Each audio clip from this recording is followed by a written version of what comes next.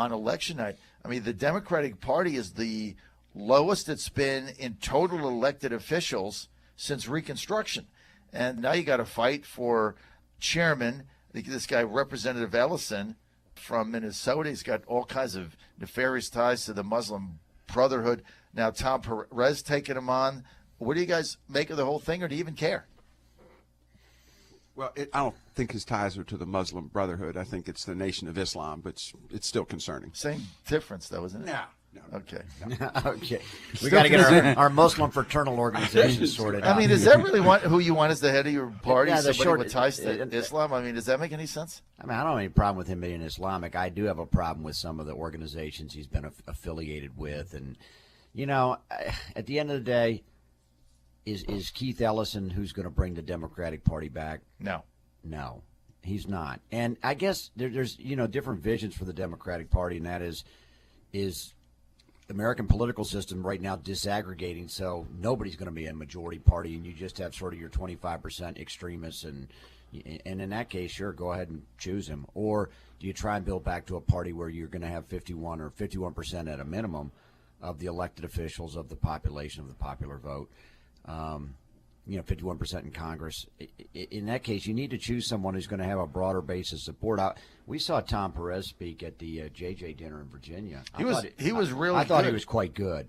Yeah, I saw him speak twice at the 8th District Kennedy King dinner, I think it was, and then he spoke right after that. He was excellent at the JJ dinner. He's a very passionate guy. Yeah, it seems like he's got a story. And, is he willing to get, I'll say it, Howard Dean was the best chairman we had. That's what I thought. Because he was in it, and now he's out because nobody wanted him. He got around. He went, to different states. He got people motivated. He had some enthusiasm. I mean, granted, he was against Bush, so that. Well, he built infrastructure. But he built infrastructure, and that's the problem is nobody focuses on infrastructure. They all focus on all this high-level 30,000-foot message stuff. And one of the things I think the Republicans have done very effectively is I don't think they have a big door-knocking infrastructure or anything, but they have focused on a big infrastructure in terms of policy think tanks, in terms of sort of supporting groups, in terms of legal organizations. I mean, Republicans dial up a lawsuit anytime they want from anybody about anything. I mean, it seems like every time the Democrats need somebody to sue, it's like they're asking me and Scott to do it for free. Right.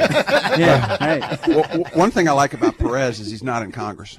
And I think you need a full-time person, devoted to the task. And you look at what Chris Jankowski and Ed Gillespie have done with Red Map in terms of taking state houses and governorships up in this country. Right. It is just a stunning effort that they put into that by using all of these Koch-funded groups, private nonprofits, to continue to message and to continue to denigrate Democrats and some of our leadership and what have you. And I hate to go down that road. It's not something Democrats are usually very good at, but it is instructive. Right, well, the state house damage has been brutal. I mean, what the GOP has been able to do on redistricting because of the control of the state houses and governorships is incredible. I mean, I think the Democrats control governor all the way down in I think 4 states in the United States right now. Right. Yes, it's ridiculous. They only control 4 states. Republicans control both houses in the governorship in 26. Yeah. And then the others are split, but you've only got 13 or 14 governors. And then they were saying that when you go deeper, supervisors, city council, school board members, where it's partisan, that looks even worse. Well, interestingly enough, we're starting to see a comeback for Democrats at the local government level in Virginia, because I'll be honest with you, they take more interest in the details of local government, and people have a trust for them. What happened in Virginia since November 8th? No, we're talking about city council members, school board members, things like Virginia Beach has a Democratic majority on the school board. Prince William is a Democratic majority. Loudoun County, we picked up a couple. Well, wait a minute. Virginia Beach is non-partisan. But that's nonsense. Everybody knows what political parties, because you put it on the sample ballots. Well, you guys are stretching, man. No. Okay, so you're going to hang your hat on the fact that you got what you think is a I'm not. nonpartisan majority. I am not hanging my hat.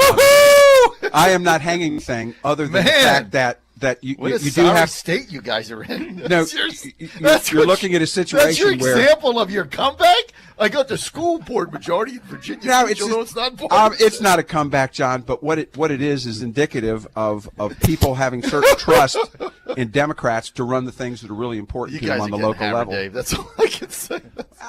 That is a clip. Hey, Michael, we got to save this clip. David Marston says the Democratic comeback is being led by the nonpartisan majority of the Virginia Beach School Board. All right, Dave, well. you got me fired up on that one. Well, look at it this way. These are the farm teams for future elections, and it's not like we're getting totally wiped out around Good the recovery, state. Dave.